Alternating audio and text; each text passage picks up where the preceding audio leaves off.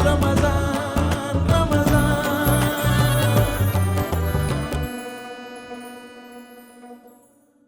अस्सलाम वालेकुम वरहमतुल्लाहि वबरकातुहू। शुरू अल्लाह के नाम से जो बड़ा मेहरबान निहायत रहम करने वाला है।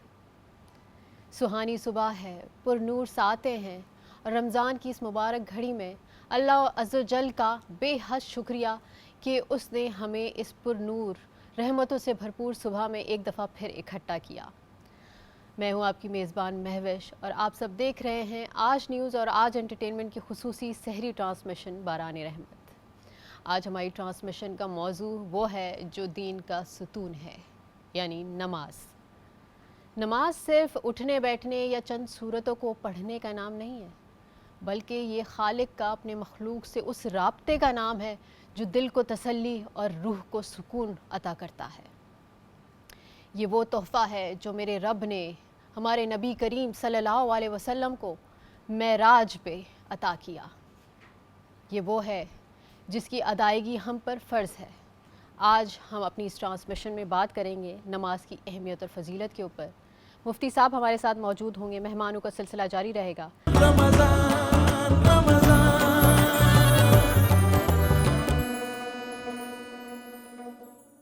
Welcome back to our sehri transmission Baran Rahmat. Kitchen में हम आ गए हैं। कुकिंग सेगमेंट में हमारे साथ होती है हमारी शेफ़ खदीजा। कैसी हैं आप? मैं ठीक, आप बताएं आप कैसी हैं? अल्हम्दुलिल्लाह। आज जुमे का मुबारक दिन है और जुमे के दिन तो किचन से अलग अलग ही खुशबुएं आ रही होती हैं। तो आज बताएं आप किस चीज़ की खुशबू से हमें लुत्फ़ अंदोज़ करने वाली है? आज हम स्पाइसी चिली चिकन मंचूरियन बना रहे हैं। स्पाइसी भी है, चिली भी है, चिकन भी है, मंचूरियन भी है। अरे वाह भाई, यानी चिकन मंचूरियन बनने वाला है और बहुत स्पाइसी सा। हाँ, with garlic rice. Garlic rice भी है आज। अरे भाई क्या बात है, जुमे के दिन राइस से रिलेटेड कोई भी डिश होती है बड़ा मज़ा आता है। अच्छा, वैसे किचन में काम नहीं करना चाहिए ये टिशू विशू के दुपट्टे पहन के, लेकिन क्या करें, हम ट्रांसमिशन कर रहे हैं तो पहनना पड़ेगा। अच्छा जी, चलें आप बताएं कि आप कैसे स्टार्ट करेंगी। सबसे पहले हम डालडा कुकिंग ऑयल डाल देंगे। जी बिल्कुल, क्योंकि डालडा बहुत ज़रूरी है। डालडा कुकिंग ऑयल में है विटामिन ए, डी और ई प्लस ओमेगा 3 और 6 भी है इसमें। बच्चों के फेवरेट खाने हो या रोज़ का खाना, डालडा कुकिंग ऑयल देता है हेल्थ भी और स्ट्रेंथ भी। जहाँ मामता वहाँ डालडा। अच्छा जी, डालडा तो इसमें चला गया है, लेकिन मुझे यहाँ इंग्रेडिएंट्स काफ़ी कम नज़र आ रहे हैं। ऐसा क्यों कम है? क्योंकि बहुत मज़े का बनने वाला है, लेकिन इसमें इतने ज़्यादा इंग्रेडिएंट्स नहीं जाते हैं। बहुत क्विक भी बन जाएगा, मैं आपको बताती हूँ। ये क्या लॉजिक हुई कि इंग्रेडिएंट्स कम है लेकिन मज़े का बनने वाले? मज़े का तो बनने वाला है, लेकिन कम इंग्रेडिएंट्स क्यों? कम क्योंकि इसमें जाते ही वैसे कम है। और जैसे इसमें चिली मतलब स्पाइसी चिली मंचूरियन है, जितना बड़ा नाम है उतनी छोटी इसकी रेसिपी है। अच्छा बताएं क्या क्या जाएगा इसके अंदर? चिकन को हम मैरिनेट कर लेंगे सिंपल ब्लैक पेपर और सॉल्ट से, और उसमें हम एग ऐड कर लेंगे और कॉर्नफ्लावर डाल देंगे, ठीक है। और प्लेन कॉर्नफ्लावर जो होता है ना वो भी ऐड कर देंगे, उसको मिक्स कर देंगे। उसके बाद हम जो है डालडा कुकिंग ऑयल में इसको फ्राई कर लेंगे चिकन को। फ्राई करके इसको फिर चिकन को साइड पर रख देंगे। फिर हम इसकी सॉस बना लेंगे। बहुत सिंपल सी सॉस है। इसमें आप डालडा कुकिंग ऑयल लें और उसमें चॉप गार्लिक होता है वो डालें। और हमारे जो वेजीज होते हैं जैसे प्याज हो गई, कैप्सिकम हो गया, आप अपनी मर्ज़ी से जो आपको पसंद है आप वो ऐड कर सकते हैं। लेकिन मैंने प्याज और कैप्सिकम रखे हैं ना, तो वो हम चॉप गार्लिक में डाल के थोड़ा सौते करेंगे उसको। उसमें फिर हम सोया सॉस, केचप और हमारा विनेगर और डार्क सोया सॉस होता है वो डाल देंगे, उसको अच्छे से भुनेंगे। उसके बाद फिर हम इसमें स्लरी डाल देंगे उसको गाढ़ा करने के लिए। आप चाहें तो उसमें बिल्कुल अगर इसको थोड़ा मिठास में करना है तो आप उसमें जो है क्या कहते हैं शुगर भी ऐड कर सकते हैं। ओके, शुगर कितनी ऐड कर दें? पिंच ऑफ शुगर और अपने हिसाब से करें। अगर आपको बहुत ज़्यादा स्पाइसी लग रहा है तो आप क्या कहते हैं शुगर से बैलेंस कर सकते हैं उस स्पाइसी को ना। ठीक है ठीक है, चलें ठीक है, you carry on with your recipe. Next segment की तरफ हम आते हैं। रमज़ान रमज़ान रमज़ान। बारान रहमत सहरी ट्रांसमिशन में एक दफ़ा फिर खुश आमदीद। आज का हमारा मौजू है नमाज, उसकी फ़जीलत। तो हमारे साथ मौजूद होते हैं हमारे मुफ्ती साहब, इंतहाई काबिल आलिम दीन हैं। इनको वेलकम करती हूँ अपनी ट्रांसमिशन में। मुफ्ती मोहसिन ज़मा साहब, अस्सलाम वालेकुम। वालेकुम बहन, खैरियत से? आप ठीक हैं? अल्हम्दुलिल्लाह, आप कैसे हैं? अल्लाह का शुक्र अल्हम्दुलिल्लाह। जुमा मुबारक हो आपको। आपकी बहुत मुबारक। आप बताइए, ये जुम्मतुल विदा होने वाला है या इसके बाद भी मुमकिन है एक और जुमा? देखें, लेकिन लेट्स सी, इंशाअल्लाह मुझे तो यकीन है कि अगला जुम्मा भी हमें मिले और वो उसकी फजीलत भी मिले, क्योंकि लेकिन ये भी मुमकिन है कि ये वाला भी जुम्मा जुम्मतुल वदा बन सकता हो है। सकता है। चलिए जी, इंशाल्लाह अल्लाह हमें नसीब करे एक और जुम्मा भी। आमीन, आमीन आमीन, सुमा आमीन। अच्छा जी, मुफ्ती साहब से हम इस टॉपिक पे बात करेंगे, लेकिन उससे पहले जो हमारे मेहमान, मुअज़्ज़ज़ मेहमान हमारे साथ होते हैं, हम उनको इंट्रोड्यूस कराते हैं। हमारे साथ मौजूद हैं उवैस थानवी साहब। ये हैं चेयरमैन आबाद साउदर्न रीजन। आबाद क्या है? This is an association of builders and developers. इनको वेलकम करते हैं अपनी ट्रांसमिशन में। अस्सलाम वालेकुम। वालेकुम अस्सलाम। कैसे हैं आप? अल्हम्दुलिल्लाह, बहुत रमज़ान कैसा जा रहा है आपका? शुक्रिया। बहुत अल्लाह का शुक्र है, बहुत ज़बरदस्त जा रहा है, बहुत अच्छा जा रहा है, पुरनूर जा रहा है। माशाल्लाह, अल्लाह ताला हर एक का रमज़ान इसी तरह पुरनूर गुजारे। मज़ीद आपसे बात करेंगे आपकी ही फील्ड के हवाले से, लेकिन एक और खूबसूरत मेहमान हमारे साथ मौजूद हैं और लोगों की खूबसूरती का राज भी इनके पास छुपा है। चलिए जी, इंट्रोड्यूस करते हैं हमारी दूसरी मेहमान को। ये हैं डॉक्टर दुआ and she is skin and aesthetic consultant. अस्सलाम वालेकुम। अस्सलाम वालेकुम। कैसी हैं आप? अल्हम्दुलिल्लाह, आप कैसी हैं? मैं भी अल्हम्दुलिल्लाह बिल्कुल ठीक ठाक हूँ माशाल्लाह। मुझे लगता है आपने तमाम तर जो दवाइयाँ और ट्रीटमेंट्स हैं ना ले रखी हैं, क्योंकि इंतहाई हसीन हैं आप। Thank you. आप भी बहुत प्यारी है माशाल्लाह, आप भी बहुत थैंक यू प्यारी सो लग मच, रही हैं। आपका हुस्न नज़र है। अच्छा जी, आपसे ही थोड़ी सी बातचीत का सिलसिला शुरू करते हैं। आजकल बड़ा ट्रेंड है, लोग बहुत कॉन्शियस हो गए हैं स्किन रिलेटेड इश्यूज़ को फोकस करने में, और खूबसूरती को बड़ा फोकस किया जाता है। ना सिर्फ ख़वातीन बल्कि मर्द हजरात भी रहते हैं ना। तो आपको क्या लगता है, आजकल ख़वातीन ज़्यादा स्किन रिलेटेड ट्रीटमेंट्स करा रही हैं या मर्द हजरात भी करा रहे हैं? नहीं, मेरे पास अब एक्चुअली मेल पेशेंट्स भी बहुत ज़्यादा आते हैं। इनफैक्ट अच्छा। अभी एक रीसेंट अमेरिकन स्टडी थी जिसमें था कि अब मेल जो है ना वो भी बहुत इंटरेस्ट ले रहे हैं in Okay. Skin care. Okay. They also want to maintain themselves, और ज़्यादातर जो है वो मेल भी आ रहे हैं, लाइक आप कह सकते हैं इक्वल हो रहा है। तो इस मेल्स चीज़ को क्या पे। इशू होते हैं भाई स्किन के? मुझे तो नहीं समझ ग्लो, में आ रहा। ग्लो रखना है। ग्लो? ग्लो, मर्दों को भी ग्लो चाहिए? हाँ, ग्लो रखना है ओके, उनको। मुझे लगता था पहले मर्द हजरात ना इसलिए कॉन्शियस होते होंगे क्योंकि मर्द हजरात की जो एक्नी प्रॉब्लम्स हो जाती हैं शायद उस वजह से, या फिर हेयर फॉल इश्यूज होते हैं इस वजह से आते होंगे। अब उनको ग्लो भी चाहिए? मर्दों को भी बहुत ज़्यादा डैंड्रफ का इशू है, ठीक Okay. है। They also have acne issue, क्योंकि स्किन का हार्मोन्स तो सबके होते हैं। दूसरी चीज़ ये कि बहुत सारे मर्द जो है ना अपने घर में वाइफ देखते हैं, अपनी बहन देखते हैं, माँ देखते हैं, व्हेन दे सी के ठीक है यार वो स्किन केयर कर रही हैं, तो उनको भी कहीं ना कहीं वो इंटरेस्ट जाग जाता है, क्यूरियोसिटी हो जाती है। हाँ, लेकिन अच्छी बात है, हाँ, खुद को definitely. संवारना, खुद को अच्छा रखना, खूबसूरत लगवाना, ये बहुत इम्पॉर्टेंट है। और न, पहले तो ये ट्रेंड था ना कि सिर्फ ख़वातीन या बीवियाँ ही हों वो सच संवर के रहें और हाँ। वही प्लीज़ करें अपने शौहर या मर्द को। तो ज़रूरी नहीं है, मर्द हजरात को भी अप टू डेटेड रहना चाहिए, साफ़ सुथरा और बिल्कुल अच्छा रहना चाहिए। अच्छा, उवैस साहब हमारे साथ मौजूद है। उवैस साहब से पूछते हैं कि सर ये आबाद है क्या, इसके काम क्या हैं, किस तरह से ये एसोसिएशन काम कर रही है? आबाद इज़ पैन पाकिस्तान एसोसिएशन, पूरे पाकिस्तान की एक एसोसिएशन है जिसकी अंडर दी अम्ब्रेला हम तमाम बिल्डर्स जो हैं वो शहर में और पाकिस्तान के मुख्तलिफ़ शहरों में काम करते हैं, कराची समेत। अल्हम्दुलिल्लाह आबाद में तकरीबन इस वक्त 1600 से ज़्यादा मेंबर्स हैं जो पूरे पाकिस्तान में बिल्डिंग कंस्ट्रक्शन आपने देखी होंगी, जो बिल्डिंग्स बनती हैं वो तमाम लोग जो हैं वो आबाद के मेंबर्स हैं। और आबाद एक बॉडी है उन तमाम लोगों के लिए जो कंस्ट्रक्शन का काम कर रहे हैं और एक ब्रिज का किरदार अदा करती है बिटवीन दी गवर्नमेंट्स ऑर्गेनाइजेशंस जितनी भी हैं, चाहे वो SBCA हो, KDA हो, LDA हो, MDA हो। तो उनमें ब्रिज का किरदार ये होता है कि कोई भी इश्यूज़ कोई भी मेंबर हमारा फेस कर रहा होता है या गवर्नमेंट को किसी भी बिल्डिंग से रिलेटेड कोई मामलात होते हैं तो उसमें आबाद जो है वो एक ब्रिज का रोल प्ले करता है। तो इसलिए आबाद एक बड़ा इम्पॉर्टेंट उसका रोल है इन बिल्डिंग इंडस्ट्री। और जितने भी शहर में काम करने वाले लोग हैं, अगर उनको कोई परेशानी, कोई प्रॉब्लम है किसी भी इदारे से, तो वो आबाद को एड्रेस करते हैं और आबाद जो है वो उनके जो भी मामलात होते हैं उनको गवर्नमेंट की सतह के ऊपर पुटअप करता है और कोशिश उनको करता है resolve कि कराने उनके की कोशिश मामलात करते हैं। रिजॉल्व कराए जाएं। अच्छा, वैसे कराची शहर में बहुत ज़्यादा कंस्ट्रक्शन बढ़ चुकी है और अब तो मेरे ख्याल से लोग ये कहते हैं कि इन्वेस्टमेंट अगर करनी है किसी कारोबार में पैसे ना लगाओ, बस आप ये बिल्डिंग्स में लगा लो और इन्वेस्टमेंट आप अपनी प्रॉपर्टी में करो। तो इस हवाले से बहुत सारी ऐसी चीज़ें हैं जो कि इलीगल भी हो रही हैं।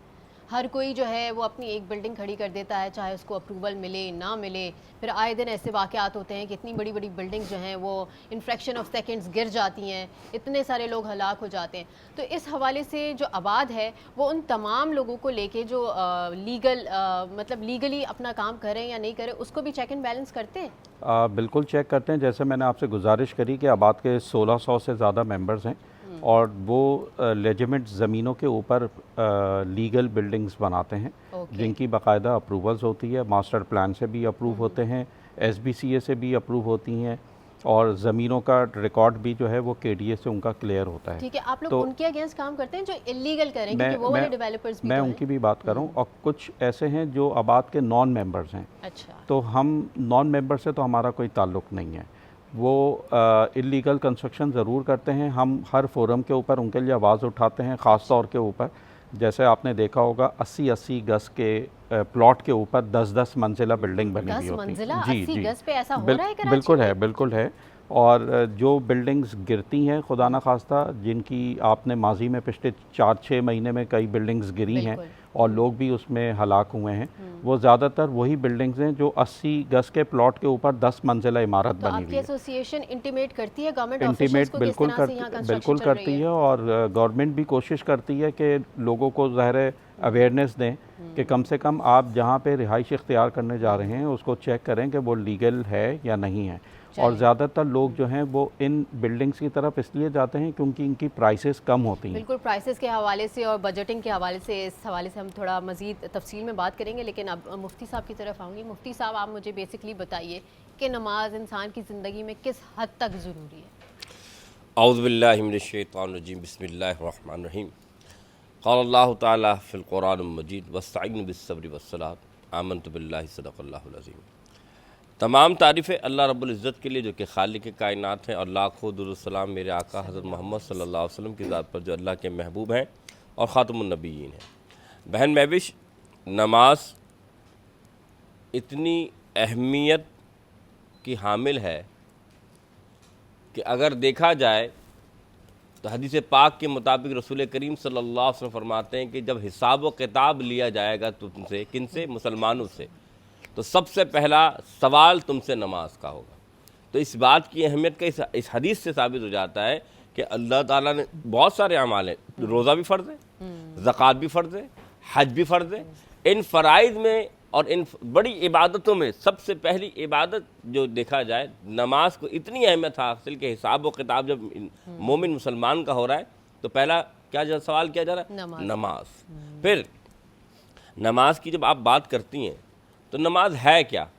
लफ्ज़ नमाज के माने होते हैं अल्लाह से रियाज़ो न्याज की बात करना। एक मुसलमान जब नमाज पढ़ता है तो हकीकत में अल्लाह ताला से वो कलाम कर रहा होता है, अल्लाह की तारीफ़ हम्दो सना बयान कर रहा होता है, एक राब्ता है, कनेक्टिविटी है 100%। और यहाँ तक कि अल्लाह के रसूल फरमाते हैं, मिसाल मैं देता हूँ कि एक शख्स आया और पूछा, या रसूलल्लाह एहसान क्या है? फरमाया अंताबुदुल्लाह कन्नका तरा, कि तुम अल्लाह की इबादत ऐसे करो जो गोया तुम अल्लाह को देख रहे हो। लेकिन अगर तुम अल्लाह को देख नहीं सकते तो ये तो समझो कि अल्लाह तुम्हें देख रहा है। तो नमाज में जब आप इबादत करते हैं तो अल्लाह आपको देख रहा होता है और आप अल्लाह से कलाम कर रहे होते हैं, उसकी हम्दो सना बयान करते हुए। तो नमाज की इतनी अहमियत है कि हुजूर अकरम सल्लल्लाहु अलैहि वसल्लम फरमाया अस्सलातु मिराजुल मोमिन, नमाज मोमिन की मेराज है। यानी बुलंदी अगर पानी है, अपने आप को आला मुकाम तक लेके जाना है तो नमाज पढ़ो, तुम्हें बुलंदी मिल जाएगी। सुभान अल्लाह, क्या बात है। इसी बात के साथ ले लेते हैं एक छोटा सा ब्रेक, आप कहीं मत जाइएगा, देखते रहिए हमारी सही ट्रांसमिशन बाराने रहमत। रमज़ान रमज़ान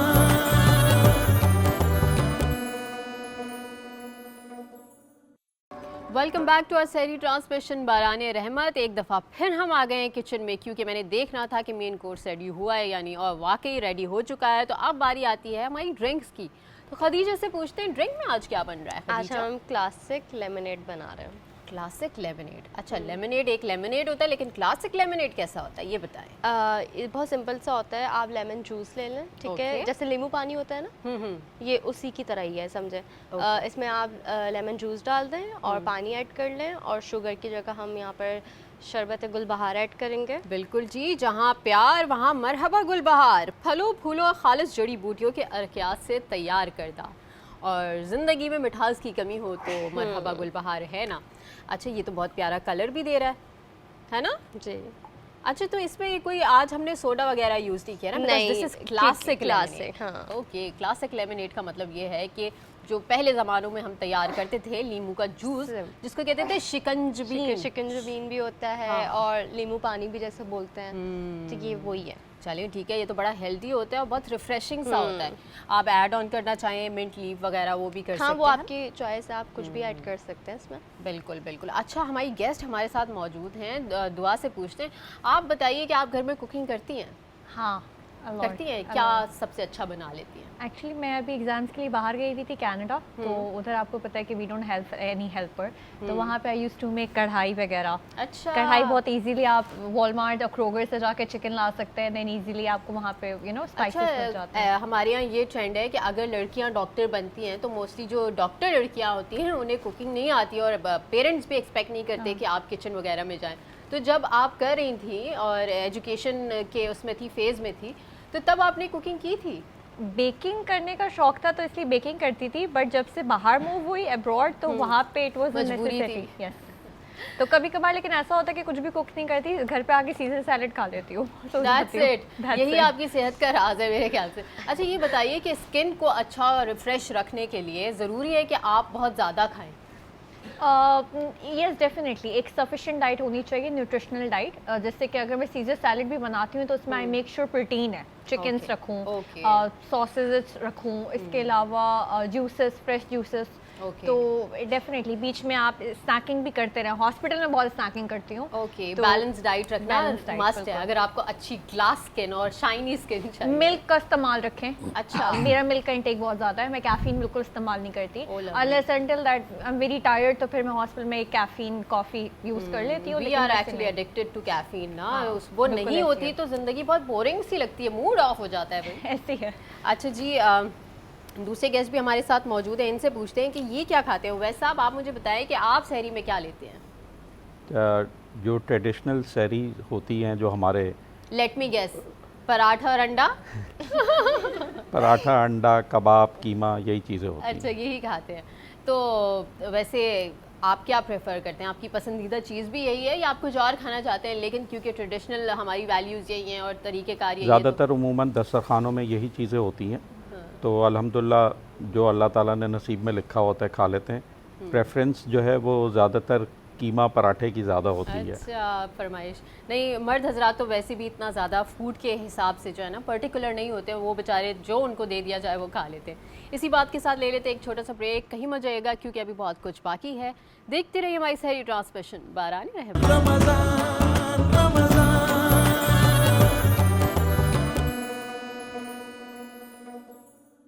नमाज बंदे को रब से मिलाने का नाम है, दिल के अंधेरों में नूर जलाने का नाम है। मुफ्ती साहब से मैं पूछना चाहूँगी सबसे पहले, मुफ्ती साहब मुझे ये बताइए कि कहा जाता है कि नमाज कायम करो, तो नमाज कायम करने में और नमाज पढ़ने में क्या डिफरेंस है, ये क्लियर करें।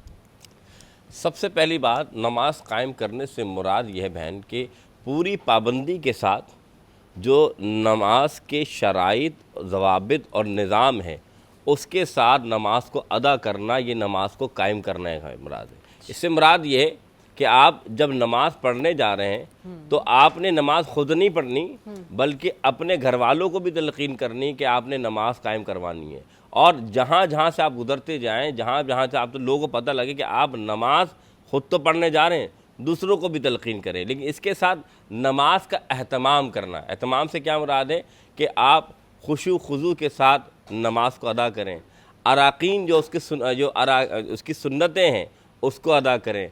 वज़ू जो है, जिस तरह शरीयत ने बयान फरमाया कि आप घर से वज़ू करके आएँ तो ज़्यादा फजीलत है, इसी तरीके से आप उसकी नमाज की सुन्नतों का ख्याल रखेंगे, उसकी शराइत का ख्याल रखेंगे, तो ये तो हो गया कायम करना। और पढ़ने से मुराद क्या है कि आप मस्जिद में गए, जो शर्त नमाज है कि आप देखें कि आपका मुँह किबला रुख की तरफ होना, नियत का होना, कपड़े का पाक होना, जिस्म का पाक होना और नमाज का वक्त होना, तो शराइत नमाज आपने कायम कर लिया और नमाज पढ़ ली। लेकिन नमाज कायम करने से मुराद यही है कि आप उसको जिस तरह उसका हक है वैसे अदा किया जाए, यानी खुशू खुजे के साथ भी, सुन्नतों के साथ भी। और एक और जो फ़ुक़हा ने फरमाया कि सिर्फ कायम आपने नहीं करना, कायम से मुराद ये कि आप लोगों को तलकीन भी करें कि आओ नमाज की तरफ आओ, फलाह की तरफ। तो इसका मतलब है कि नमाज को कायम करना। अच्छा मुफ्ती साहब थोड़ा क्लियर कीजिएगा, मुझे ऐसा लगता है कि नमाज कायम करना इस तरह से है जैसे लोग मेडिटेशन में बैठे होते हैं, वो अपने दिमाग को उस लेवल पे, उस एनर्जी लेवल पे लेकर आते हैं कि वो डिवाइन से कनेक्ट हो जाते हैं ना। तो हम नॉर्मली जो नमाज पढ़ रहे होते हैं वो जल्दी जल्दी में पढ़ते हैं कि बस सूरतें हमने पूरी कर ली, अपने फ़र्ज़ पढ़ लिए, नवाफिल पढ़ लिए, सुन्नतें पढ़ ली और बस उठ गए, हम कनेक्ट नहीं कर पाते। तो मेरे ख्याल से जो कायम करना होता है वो ये होता है कि आप बाकायदा कनेक्ट करें, राब्ता कायम लफ्ज़ करें। जो मैंने इस्तेमाल किया खुशू खुजू, इसको वे कहते हैं जी, जी। कि अल्लाह ताला की तरफ बिल्कुल अपने आप को माइल कर लेना कि मेरा रब मुझे देख रहा है, और हर आयत पर, नमाज के हर रुकन पर गहरी नज़र रखते हुए अदा करना। ये नहीं कि जल्दबाजी में आप नमाज अदा करेंगे। ऐसी नमाज का हुक्म है कि जब वो वापस जब जाता तो वो नमाज उसके मुंह पे यानी कि लपेट के मार दी जाती है। तो हाँ, तो इस वजह से खुशू खुजू जो लफ्ज़ है ना, इसका मतलब ये निकलता है कि आप अल्लाह से इतना कनेक्ट हो जाएं कि आप नमाज में इतने गुम हो जाएं कि हज़रत अली के बारे में आता है कि अगर उन्हें एक समझ ली कि एक ज़ख़म एक लगा, तो फरमाया कि तुम्हें अगर एक जो है मिसाल के तौर पे तीर कह ले या कोई ज़ख़म अगर तुम्हें निकालना है तो क्या करो, नमाज में निकालना, क्योंकि नमाज में मैं अल्लाह से इतना कनेक्ट होता कि मुझे दर्द का एहसास नहीं होता। दुनिया को आप भूल जाते हैं तो ना। असल बात है खुशू खुजू से मुराद यही है जो मैं आपको समझाना चाहता हूँ कि आप दुनिया को भूलकर अल्लाह की तरफ इतने राग़िब हो जाएं कि आपको दुनिया याद ना रहे। इसे कहते हैं नमाज को। बहुत खूबसूरत बात है, बहुत खूबसूरत। अच्छा उवैस थानवी साहब की तरफ आएंगे। उवैस साहब मुझे ये बताएं, जैसे कि हम पहले गुफ्तगू कर रहे थे और आपने यही कहा था कि लोगों के लिए अफोर्डेबिलिटी का इशू होता है, इसी वजह से बहुत इलीगल बिल्डिंग्स में लोग अपने घर खरीद लेते हैं। तो आप क्या समझते हैं इस तरह की कंस्ट्रक्शन कराची में क्यों बढ़ती जा रही है? देखें, रूल ऑफ लॉ की कमी है। अगर हमारे हुकूमती इदारे थोड़ा डंडा सख्त कर दें तो मेरे ख्याल से ये जो इलीगल कंस्ट्रक्शन है ये कम हो जाएगी। नहीं, डंडा सख्त तो दूर की बात है, ये लोग तो बाकायदा इनके तो कमीशंस जाते हैं। वही मैं आपसे गुजारिश कर रहा हूँ कि सिलसिला ये है कि तमाम इदारे इलीगल कंस्ट्रक्शन में इन्वॉल्व होते हैं। सबसे पहले तो हम अगर बात करें तो जो इलाके का थाना होता है उसकी इन्वॉल्वमेंट ज़्यादा होती है, क्योंकि अगर लीगल कंस्ट्रक्शन करने के लिए अगर हम कोई काम शुरू करते हैं तो सबसे पहले थाने लोकल पुलिस आके आपसे सवाल करती है। पुलिस आती है और आकर हमसे सवाल करती है, हमसे हमारे नक्शे पास हुए हुए मांगती है और कहती है थाने में जमा कराएं। अच्छा। जबकि इलीगल कंस्ट्रक्शन रातों रात बिल्डिंगें बनना शुरू हो जाती हैं, उनको कोई सवाल करने वाला नहीं होता, पूछने वाला नहीं होता। थाने वाले मांग सकते हैं आपसे कि आके पेपर्स जमा कराओ? जब इनकी कोई ज्यूरिडिक्शन नहीं है, ये नहीं मांग सकते, मगर फिर भी अपनी रिट को कायम करने के लिए ये लीगल कंस्ट्रक्शन करने वालों के पास आते ज़रूर हैं, इलीगल कंस्ट्रक्शन करने वालों के पास नहीं जाते, क्योंकि इनके इल्म में होती है ये बात कि ये इलीगल कंस्ट्रक्शन कर रहे हैं और यहाँ से हमें कुछ मिलेगा नहीं। और ये सारे मामलात जो हैं वो एक बाकायदा सिस्टम के थ्रू चल रहे हैं, स्टेज सजाकर किए जाते हैं। बिल्कुल सही कह रहे हैं। अच्छा एक और मसला ये भी आता है कि बहुत बड़े बड़े बिल्डर्स हैं, डेवलपर्स हैं, उनके बड़े बड़े ब्रांड्स हैं, उसके बावजूद वो बड़ी बड़ी बिल्डिंग्स बना लेते हैं, पैसे लेके बैठ जाते हैं और सालों साल उनके प्रोजेक्ट्स कंप्लीट नहीं होते। तो उसकी क्या रीज़न होती है? क्या उनके बैक ऑफ द माइंड कोई प्लानिंग चल रही होती है कि अच्छा है जितना डिले होगा उतना लोग बैक ऑफ करते जाएंगे और जो कीमत उन्होंने दी है वही वसूल करके वो बैक ऑफ कर देंगे, अपनी प्रॉपर्टी हमें दे देंगे? तो ये प्लान होता है उनका? इसमें देखें दो चीज़ें हैं।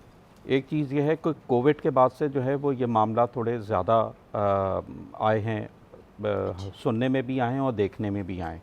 कोविड से पहले जिन लोगों ने अपने प्रोजेक्ट को सेल किया हुआ था वो एक मुख्तलिफ प्राइसिंग के ऊपर सेल किया हुआ था, और कोविड के बाद से प्राइसिंग जो है वो 3 गुना 4 गुना बढ़ गई। तो ज़ाहिर है उन बिल्डर्स एंड डेवलपर्स के लिए जो लोगों ने पहले माजी में मुख्तलिफ प्राइसेस के ऊपर, कम प्राइसेस के ऊपर सेल किया हुआ है, वो लोग कंस्ट्रक्शन कॉस्ट को मैच नहीं कर पा रहे, क्योंकि कंस्ट्रक्शन कॉस्ट बहुत ज़्यादा बढ़ गई है। इसकी वजह से बहुत सारे डिलेज़ हैं प्रोजेक्ट में। अगर हम बात कर लें लोगों की, तो लोगों ने जिन लोगों ने पेमेंट टाइमली पे किए हुए हैं पैसे, उन लोगों से कोई एक्स्ट्रा चार्जेस नहीं लिए जाते। जिन लोगों ने पेमेंट टाइमली नहीं पे की भी, या तो उनसे एक्स्ट्रा चार्जेस लिए जाते हैं बहुत सारे कम बिल्डर, वरना फिर उनको रिफंड कर दिया जाता है। एक और चीज़ होती है सर, पोजेसन नहीं देते, तमाम आपकी पेमेंट क्लियर है, उसके बावजूद पोजेसन देते हुए बड़ा फ्रॉड हो रहा होता है। इस हवाले से भी मैं आपसे बात करूंगी, लेकिन अभी हमारी दूसरी गेस्ट है, इनसे हम बात करते हैं। दुआ आप मुझे ये बताइए कि कौन से ऐसे एस्थेटिक प्रोसीजर्स हैं जो आजकल सबसे ज़्यादा ख़वातीन ले रही हैं, जिसके क्विक रिजल्ट्स हैं? जो क्विक रिजल्ट्स हैं उसमें सबसे नंबर 1 PRP आती है, क्योंकि वो आपके खुद के खून से बनती है, platelet rich plasma. And second के ऊपर हाइड्रोफेशियल आता है। लेकिन हाइड्रोफेशियल का एक जो प्रॉब्लम है ना वो ये है कि काफ़ी सारी ख़वातीन जो है ना अफोर्डेबिलिटी की वजह से लोकल डिस्पेंसरी से करवा लेती हैं। उससे प्रॉब्लम ये होता है कि उनके पास जो है ना 8 to 12 स्टेप्स का हाइड्रोफेशियल है, ठीक है। अब हो सकता है कि मेरी स्किन एक्ने प्रोन हो या हो सकता है मेरी स्किन ड्राई हो, तो वो मुझ पे सूट नहीं करेगी, बिकॉज उसके लिए सर्टिफिकेट स्पेसिफिक सरम्स इस्तेमाल होते हैं। तो ये एक थोड़ा सा मसला है एंड आई थिंक उसके लिए आपको एक डर्माटोलॉजिस्ट या सर्टिफाइड फिजिशियन से ही, डॉक्टर से ही वो करना चाहिए रुजू।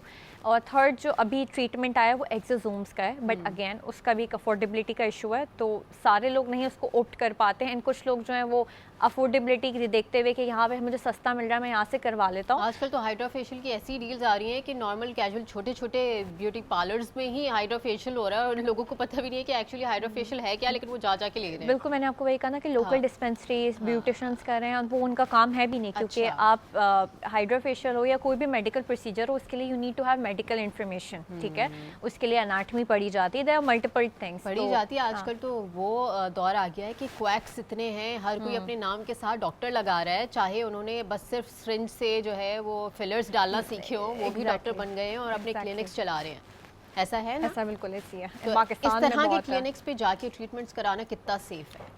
बिल्कुल भी सेफ नहीं है। दैट्स व्हाई इट्स इम्पॉर्टेंट कि आप हॉस्पिटल के थ्रू करवाएं, क्योंकि अब हॉस्पिटल्स भी ट्रीटमेंट ले आए अच्छा, हैं। hospitals काफ़ी में सारे भी हो रहे हैं। हॉस्पिटल्स हैं, चाहे वो आ खान हो, चाहे वो लियाकत हो, reputable hospitals are doing that. Dermatologist आपको खुद रेकमेंड करेगा अगर आपकी एक्ने प्रोन स्किन है, मुझे लगता है कि ठीक है वो प्लेटलेट रिच प्लाज्मा PRP से बेहतरी हो सकती है, तो आई वुड रेकमेंड यू कि आप PRP करा यानी लें। एस्थेटिक सेशंस अब बड़े-बड़े हॉस्पिटल्स में भी हो रहे इट्स हैं। पार्ट ऑफ डर्माटोलॉजी ना, मैं Okay. विश ये अलग स्पेशलिटी अच्छा, नहीं है। कॉस्मेटोलॉजी और डर्मेटोलॉजी दोनों में डिफरेंस है? बिल्कुल। रमजान रमजान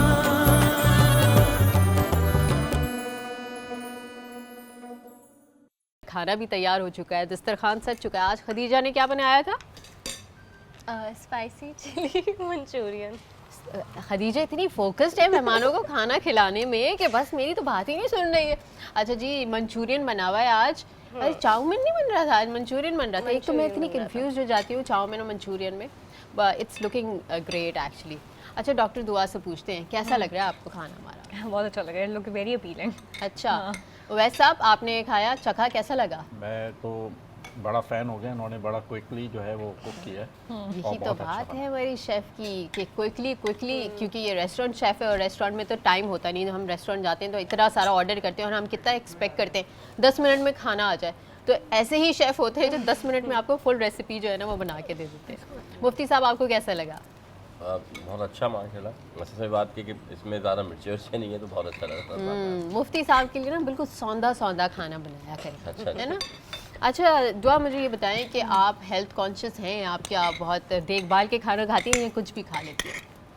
कुछ भी खा लेती हूँ। कुछ भी खा लेती है, मेरी तरह यार। फूडी। अच्छा, फूडी हैं आप? ओके, मेरा तो ये I am a picky eater ना। अच्छा, वैसे अब आप कुछ भी खा लेते हैं या फोकस्ड हैं कि नहीं मेरी यही डाइट प्लान है मुझे अच्छा follow नहीं, करना है? मेरे लिए तो बड़ा मशहूर है, मैं खाना बहुत कम खाता हूँ। क्यों, ऐसा क्यों? बस पता नहीं, मेरी खुराक होता है कुछ लोगों शुरू की से ऐसा खुराक ही है? हमेशा से ऐसे ही। अच्छा, ये तो बड़ी और हैरत जो की बात चीज़ है। सामने आ जाए हाँ। वो खा लेता हूँ। मेरे से लोग फेवरेट डिश पूछते हैं तो हाँ। मुझे नहीं मालूम कि मेरी फेवरेट डिश क्या है, बस खा लेता हूँ। अच्छा, वैसे अक्सर लोगों को अपनी फेवरेट चीज़ें नहीं पता होती है और उसको जानने का एक तरीका ये होता है कि 3-4 अगर चीज़ें पड़ी हैं तो उनमें से आप कौन सी चूज़ करेंगे तो वो एक्चुअली आपकी फेवरेट होती है। तो आपको कलर भी अगर अपना फेवरेट नहीं पता तो सारे रखें, जो आपके दिल को भा रहा है उस वही वक्त वो आपका पहनना, फेवरेट। ऐसा ही है, ऐसा ही है। अच्छा जी, ठीक है। अच्छा दुआ, कोई अपनी बचपन की मेमोरी शेयर करें, अपने रमज़ान से रिलेटेड, कोई आपने रोज़ा खुशाई की हो अपनी? Very good question. So Ramzan से रिलेटेड और बचपन की फेवरेट मेमोरी थी नानी, अच्छा, नानी का घर। ओके। सो ददियाल से ज़्यादा ननियाल में बहुत अटैच थी। सो माई नानी passed away 6 years ago, so but sorry. For me in fact बचपने से लेकर स्कूल से वापस आने के बाद my first place that I use to go to was my नानी का मुझे हर दिन देखना है, बिकॉज मेरी नानी का घर वो is like only 1 street away। Okay, तो स्टिल यही है, मैं वेरी क्लोज टू माई मामूस। ओके। तो आज भी वो सेम है। तो मेरी फेवरेट मेमोरी यही है कि ननियाल में इफ्तारी करनी, ननियाल में पहला ईद का दिन Okay. देखना। तो नानी वो अच्छा, नानी के घर की जो रौनकें होती हैं ना, जब आप बड़े हो जाते हैं और फिर नानी नहीं रहती हैं तो आप बहुत ज़्यादा मिस करते हो, क्योंकि वो रौनकें फिर दोबारा वापस नहीं आती, वो ईदें वापस नहीं आती, वो ईदें फील नहीं आती। वापस नहीं आती। नानी बहुत स्पेशल होती हैं हर बच्चे के लिए, स्पेशली नानी हो, दादियाँ हाँ। हो, जो ग्रैंड पेरेंट्स होते हैं उनकी अलग ही और मैं रौनक घर में सबसे छोटी हूँ है। अच्छा, फिर तो बहुत ज़्यादा लाड मिलता होगा। और मम्मा जो है वो अकलौती हैं अपने अच्छा, भाइयों की, तो मैं माशाल्लाह। I was the only child in my ननियाल, तो ये वो Okay. पैम्परिंग थी मामू और नानी की साइड से, and I miss that of course. बड़े होके तो वो नानी का घर बहुत याद आता है। अच्छा, वैसे अब आप बताइए, आपको क्या लगता है कि आज की ईद में और पहले बचपने की ईद में क्या डिफरेंस है? देखिए, ईद जो है ना वो लोगों से होती है, That's true. और जहाँ घरों में बुज़ुर्ग होते हैं और आपके चाहने वाले, प्यार करने वाले लोग होते हैं, उन्हीं से ईद होती है। और जैसे ज़ाहिर है एक निज़ाम है ज़िंदगी का कि लोग आते हैं और चले जाते हैं।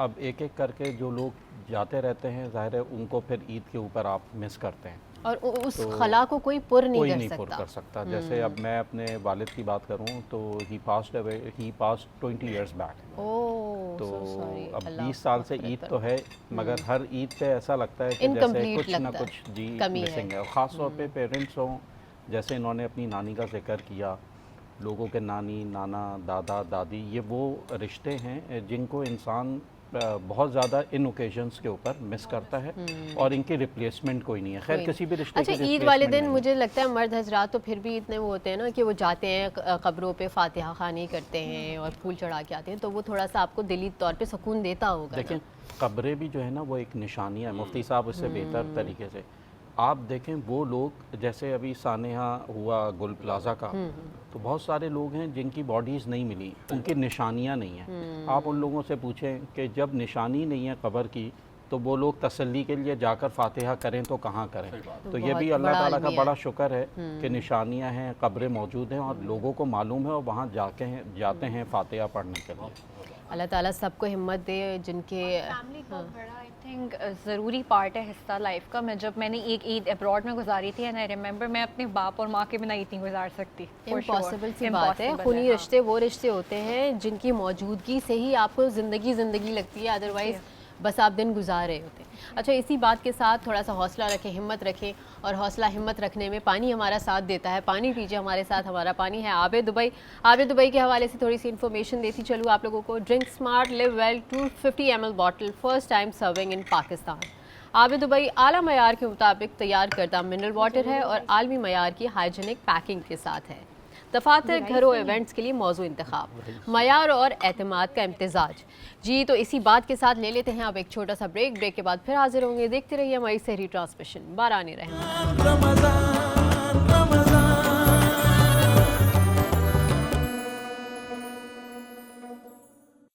नमाज दिल को सुकून और रूह को करार देती है, ये बंदे को रब करीम से जोड़ देती है।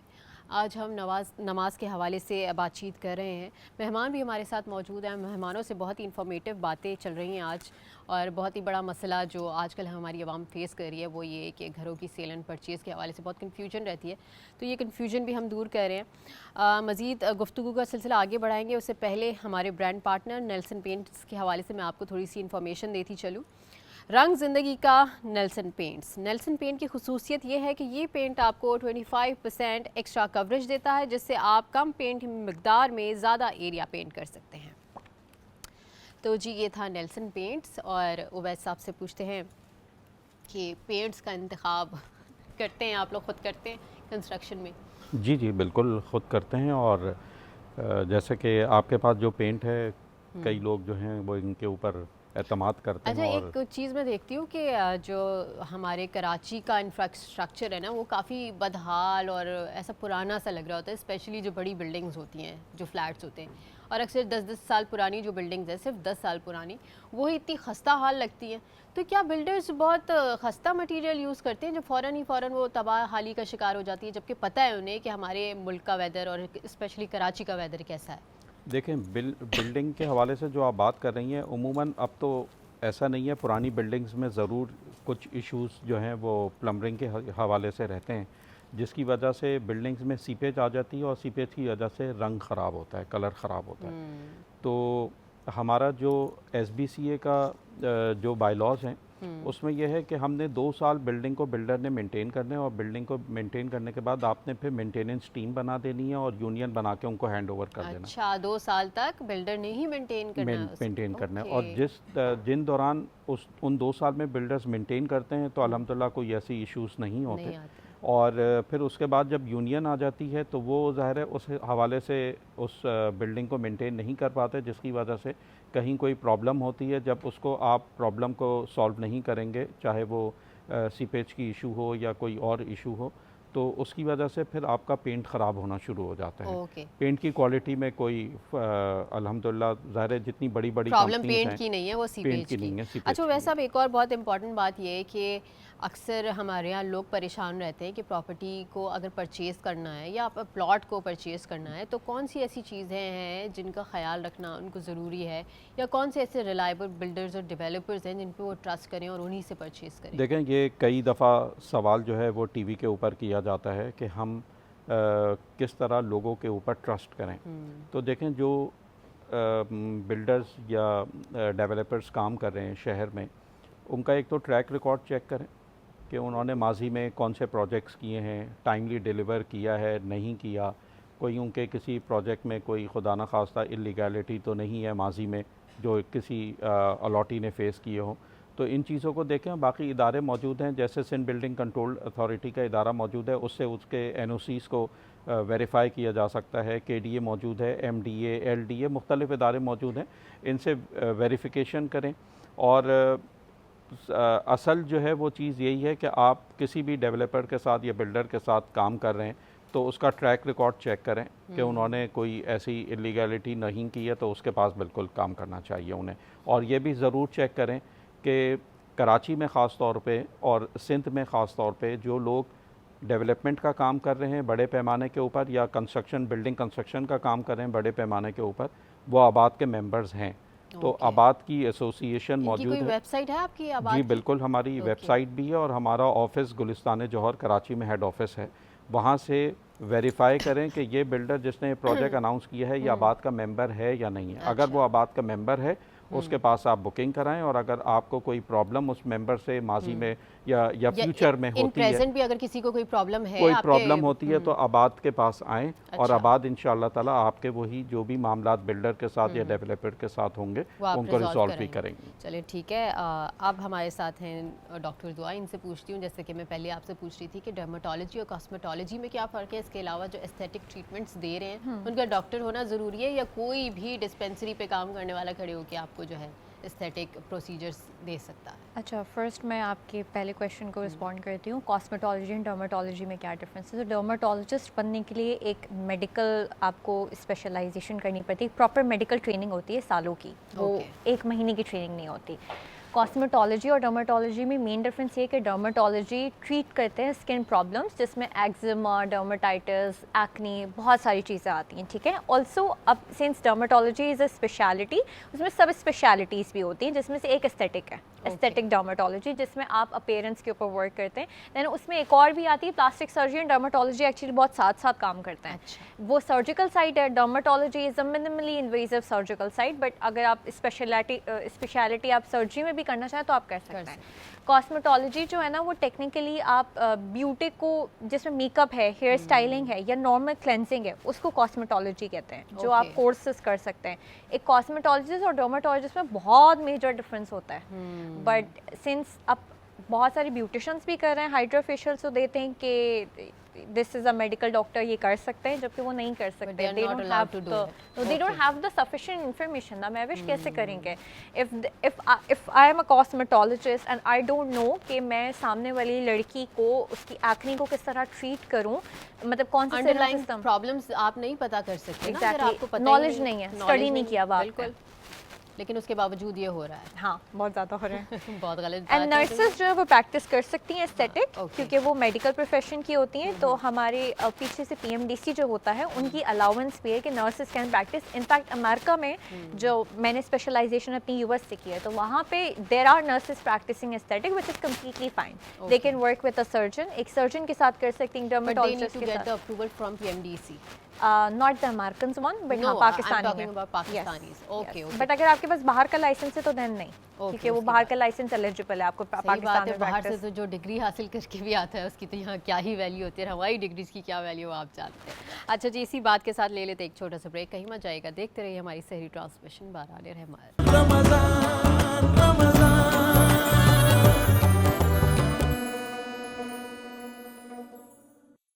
बारान रहमत सहरी ट्रांसमिशन में एक दफ़ा फिर खुश आमदीद। अब मुफ्ती साहब की तरफ आएंगे। मुफ्ती साहब, एक बहुत ही अहम मसला है जो कि मैं भी फ़ेस कर रही होती हूँ, वो ये कि दौरान नमाज हम अक्सर ये होता है कि ख़यालात में खो जाते हैं, किसी और दुनिया में चले जाते हैं और फिर हम भूल जाते हैं कि हमने कौन सी रकात कब पढ़ी है और कितनी हो गई है। तो इस सिलसिले में हमें किस तरीके से कंटिन्यू करनी चाहिए अपनी नमाज, ये बताइए। देखिए, सबसे पहले गालिब गुमान ये किया जाएगा कि आपने कौन सी रकात पढ़ी है। तो ये वसवसे पे मत जाइए कि तीसरा है या चौथा है। अच्छा। अगर आपको गालिब गुमान ये है कि आप की मिसाल के तौर पे ये पहली रकत थी और या दूसरी रकत थी, तो आपको गालिब गुमान ये हो रहा है कि नहीं कि मैं पहली रकत है, तो आप उसको तरजीह देंगे। वरना अगर आपको गालिब गुमान ये हो रहा है कि दूसरी रकत है, तो आप दूसरी रकत को तरजीह देंगे। लेकिन मुराद ये है कि अगर आपको ये पता लग गया है कि हाँ मेरी ये रकत जो है वो जो है पहली रकत है, ना कि दूसरी रकत है, तो आप क्या करेंगे कि जिस तरह आप नमाज़ पढ़ रहे हैं वो नमाज की अदायगी आप करेंगे, लेकिन गालिब गुमान पर ही तरजीह दिया जाएगा। ऐसा नहीं होगा कि आप उस ख्याल में कि मैं दूसरी पढ़ूँ या तीसरी पढ़ूँ। गालिब गुमान मतलब जो फर्स्ट थॉट आपकी आती है। फर्स्ट थॉट से मुराद कि ये यकीन कि अभी मैं पहली रकत मैंने पढ़ी है अच्छा। या दूसरी पढ़ी है, यानी कि आप ये उसमें सोच में ना पढ़ें, बल्कि ये कर लें कि हाँ जो गालिब गुमान कर लें कि हाँ ये मेरी पहली रकत है तो ठीक है, वरना दूसरी रकत है तो दूसरी रकत को तस्वुर किया जाएगा। बाकी कबूलियत वाली ज़ात तो बहुत रहीम व करीम है। अब आपने जो बात की ना कि मैं बात कर दूं कि इंसान का ध्यान उधर चला जाता है। सबसे बेहतर तरीका है ये कि जो आयत आप पढ़ती हैं, जो नमाज में आप क़िरात कर रही हैं, आप उसको बातर्जुमा जहन में रखें। अच्छा। तो इससे ये होगा कि आपकी नमाज जो है वो ख़राब नहीं होगी। फिर क्योंकि याद रखिएगा, होता ये कि आप जब ये जहन में रखते हैं तो जब आप 4 रकत नमाज पढ़ रहे हैं तो आप तशहुद के बाद आपको सिर्फ सूरह फातिहा पढ़नी पड़ती है। तो आपको ये अंदाजा हो जाता है कि ये जो मैं सूरह फातिहा पढ़ रही हूँ तो इससे मुराद ये मेरी तीसरी रकात है। आयत के यानी मफहूम पे आप फोकस करें। हाँ, तो आपका ध्यान नहीं बटेगा, मतलब है कि फिर आपको ध्यान नहीं जाएगा। अच्छा, ये तो बहुत खूबसूरत बात है। अच्छा जी, उवैस साहब हमारे साथ मौजूद हैं। उवैस साहब, मुझे ये बताइए कि अब क्योंकि इतना ज़्यादा कंस्ट्रक्शन का काम हो रहा है, लोग इन्वेस्ट भी करना चाहते हैं बहुत सारी प्रॉपर्टीज़ में, लेकिन मसला बीच में ये आता है कि कब्ज़ा हो जाता है। तो ऐसी बहुत सारी सोसाइटीज़ हैं जो कि लीगल सोसाइटीज़ हैं और लीगल बिल्डर्स ने और बहुत अच्छे अच्छे बिल्डर्स ने बनाई, लेकिन उसके बावजूद उन पे कब्ज़े हो गए, लोग फिर बाद में परेशान होते रहे। तो उस हवाले से आप इंडिविजुअली लोगों की मदद करते हैं जो कि कब्ज़ा छुड़वाना चाहते हैं अपनी प्रॉपर्टी से, क्योंकि अक्सर लोग बाहर रहते हैं, बैरून मुल्क है और उन्होंने यहाँ इन्वेस्टमेंट की गर्ज से यहाँ पर प्रॉपर्टी ली हुई है, तो उसमें क्या करती है? बिल्कुल जी, उस पर लोगों की हम मदद भी करते हैं और लोग हमारे पास हमारे फोरम के ऊपर आते भी हैं। हमारी कमेटीज़ बनी हुई हैं। अच्छा। वो कमेटीज़ जो हैं वो बड़ी फ़ाल कमेटीज़ हैं और उनका इदारों के साथ, पुलिस के साथ, पाकिस्तान रेंजर्स, सिंध रेंजर्स के साथ और इन लोगों के साथ जो है वो बड़ा एक अच्छा लाइजॉन बना हुआ है। और जो भी आबाद की तरफ से ऐसी कोई एप्लीकेशन एड्रेस होती है तो उसके ऊपर इदारे एक्शन भी लेते हैं और कई अपार्टमेंट्स या कई प्लॉट्स और कई बंगले अगर किसी अलॉटी के कब्ज़े हुए हैं वो खाली भी कराए हैं माजी में। अच्छा, तो उसके लिए मेंबर होना ज़रूरी है? लोकल इंडिविजुअल भी आ सकते हैं? कोई भी इंडिविजुअल हमारे पास, कंप्लेनेंट तो इंडिविजुअल है ना, वो तो मेंबर, हमारा मेंबर्स के लिए तो हम खड़े ही हैं। अगर किसी की ज़मीन पे कब्ज़ा है तो वो आबाद का फोरम इस्तेमाल करते हुए उसके ज़मीन के कब्ज़े खाली, इंडिविजुअल लोग भी आपसे कर सकते हैं। जो अलॉटीज़ हैं उन अलॉटीज़ के किसी अपार्टमेंट में, किसी बिल्डर के अपार्टमेंट में कब्ज़ा हो गया है, किराएदार ने कब्ज़ा कर लिया, खाली नहीं कर रहा, वो हमारे पास आए तो वो हमें कंप्लेन करता है तो हम पुलिस की मदद से और बाकी इदारों की मदद से तो इसकी कोई फ़ीस वगैरह तो नहीं चार्ज कोई करता? चार्जेस नहीं है। ओके ओके, चलें ठीक है। डॉक्टर दुआ, आप मुझे ये बताइए कि रमज़ान में अक्सर हम लोग खाने पीने को जिस तरह से अवॉइड करते हैं तो न्यूट्रिशन की कमी हो जाती है। तो न्यूट्रिशन की कमी और नींद की भी कमी होती है, अक्सर हल्के आ जाते हैं, स्किन ख़राब हो जाती है। तो रमज़ान में किस तरीके से अपनी स्किन को अच्छा रखें, क्योंकि रमज़ान की फ़ौरन बाद तो ईद आनी है। एग्जैक्टली।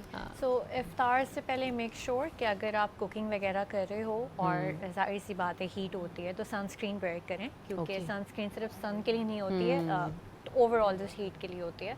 इसके अलावा आफ्टर इफ्तार नमाज़ वगैरह पढ़ के आप स्किन केयर कर लें, मॉइस्चराइज़र लगा के रखें। अगर आप शॉपिंग पे जा रहे हैं, क्योंकि ख़वातीन ईद की शॉपिंग पे भी जाती हैं, तो मेक श्योर आप प्रॉपर अपने आप को क्लेंस एंड मॉइस्चराइज़ करके जाएँ। जब घर वापस आएँ तो मेक श्योर उसको डर्ट को आप क्लीन इट ऑफ। सहरी में सोने से पहले मेक श्योर कि उसमें भी आप स्किन केयर रखें, मॉइस्चराइज रखें अपने आप को, सनस्क्रीन का इस्तेमाल रखें। Specially if you are a working lady, तो आप बाहर आना जाना है तो उसको आप स्किप ना करें। एंड मेक श्योर साथ में बाम वगैरह भी यूज़ करें ताकि हाइड्रेशन रहे। नींद, yes, sufficient sleep is important. और साथ में फ्राइड फूड को ज़्यादा ट्राई करें, अवॉइड करें। हेल्दी फूड का इस्तेमाल करें, फ्रूट्स वगैरह का, स्पेशली इन इफ्तार, क्योंकि आप खाली पेट पूरा दिन होते हैं, दैन आप फ्राइड फूड ले रहे हैं तो वो हार्मोनल बहुत ज़्यादा अफेक्ट करता है एंड देन आपको फिर एक्ने हो जाती है। ओके, चलें ठीक है, बहुत अच्छी आपने टिप्स दी। इसके अलावा ग्लास स्किन का अगर आप क्विकली कुछ बताना चाहें तो आप बता सकती हैं।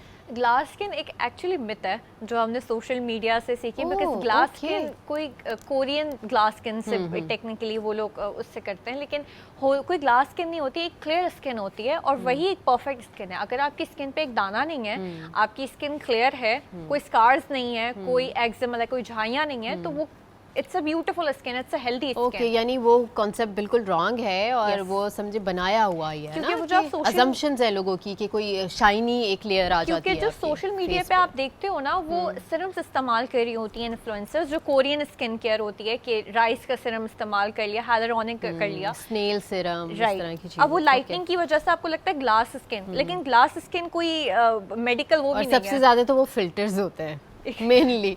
अच्छा जी, इसी बात के साथ इख्तिताम करते हैं अपनी ट्रांसमिशन का। मैं शुक्रिया अदा करना चाहूँगी अपने मेहमानों का कि आप लोगों ने अपनी इतनी मसरूफ़ ज़िंदगी से हमारे लिए टाइम निकाला। बहुत बहुत शुक्रिया आप दोनों का। मुफ्ती साहब, आपका भी बेहद शुक्रिया। इस बात के साथ अपनी ट्रांसमिशन का इख्तिताम करूँगी कि अल्लाह ताला हमें तौफ़ीक दे और पाँचों वक्त का नमाजी बनाए और अल्लाह का अतात गुज़ार बंदा बनाए। अपनी मेज़बान महविश को दीजिए इजाज़त, अपना ख्याल रखिएगा और देखते रहिए हमारी सही ट्रांसमिशन बाराने रहमत। अल्लाह हाफ़िज़। रमज़ान